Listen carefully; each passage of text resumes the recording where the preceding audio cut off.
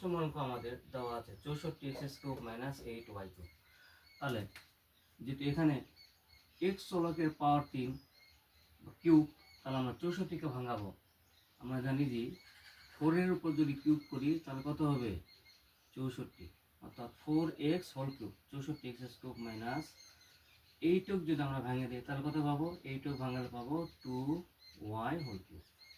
এখন দেখো a cube minus b কিউবের সূত্র আমরা অ্যাপ্লাই করে দেবো। এখানে a বলতে 4x মাইনাস b বলতে 2y, তাহলে a minus b into a square, 4a square plus a b, 4x 2y plus 2y whole square.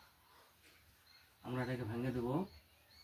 4x minus 2y, 4-এর উপর স্কোয়ার মানে কত 16, x স্কোয়ার প্লাস 4 দুগুণে 8, xy প্লাস 4, দেখো 2-এর উপর square মানে 4, y-এর উপর স্কোয়ার মানে y স্কোয়ার।